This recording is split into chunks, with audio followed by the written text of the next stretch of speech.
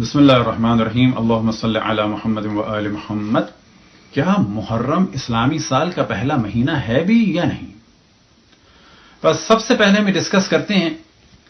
کہ یہ تصور کہ اسلامی کیلنڈر کی ابتدا خلیفہ دوم کے زمانے میں ہوئی،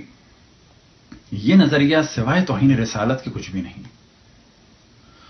کیونکہ ایسا سوچنا اس بات کا نتیجہ ہے کہ یہ کوئی تصور کرے گا کہ رسول اللہ صلی اللہ علیہ وسلم کو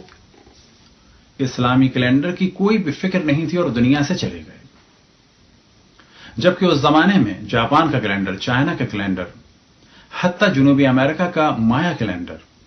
انڈیا کا کیلنڈر اور خود سرزمین عرب میں عربوں کا کیلنڈر تھا، یہودیوں کا کیلنڈر تھا جو لونی سولر تھا، عیسائیوں کا کیلنڈر تھا کہ جو سولر تھا۔ لہذا رسول اللہ صلی اللہ علیہ وسلم کے بارے میں یہ گمان کرنا کہ ان کو اس جانب بالکل بھی توجہ نہیں تھی ان کی اس جانب، تو یہ بالکل توہین رسالت کی مترادف ہے۔ انہیں قطعاً توجہ تھی اور بے حکم خداوند تبارک و تعالی انہوں نے اسلامی کیلنڈر کی بنیاد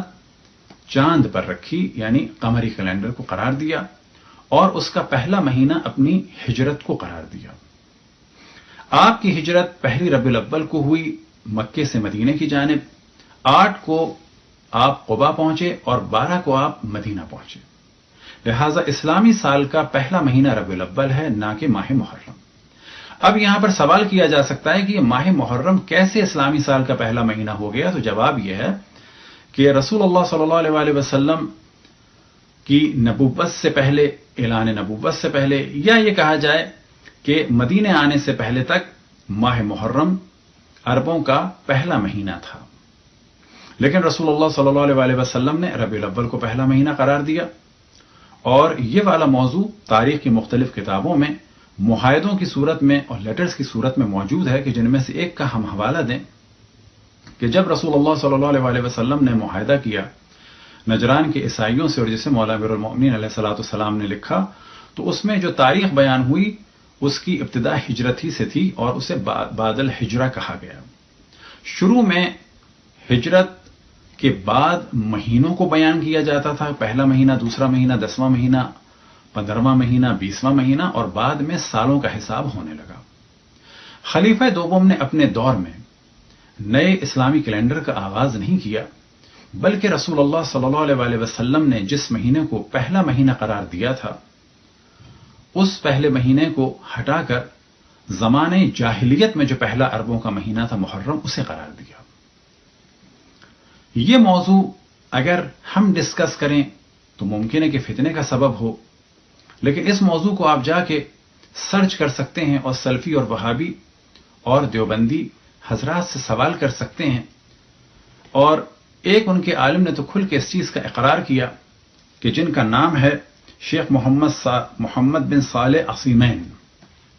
اور انہوں نے اس بات کو بڑی صراحت سے کہا، بل اعلموا ان السلف لم يتخذوا المحرم اول العام الجدید الا فی خلافت عمر بن خطاب، کہ جان لو کہ سلف جو تھے، جو گزرے ہوئے لوگ ہیں، وہ محرم کو پہلا مہینہ نہیں سمجھتے تھے اور محرم سے نئے سال کی ابتدا کو نہیں مانتے تھے، بلکہ یہ سلسلہ ہوا خلافت عمر بن خطاب کے دور میں۔ إن هنأك أحد فرد عنه ولا تبتأ أحدا بذلك، هذا هو الصواب في هذه المسألة. لو قال الإنسان مثلا نهنئك بهذا العام الجديد ويهنئك الله بخير وجعله عام خير وبركة، لكن لا تبتدئ الناس عنه، لأنني لا أعلم أنه جاء عن السلف أنهم كانوا يهنئون بالعام الجديد، بل اعلموا أن السلف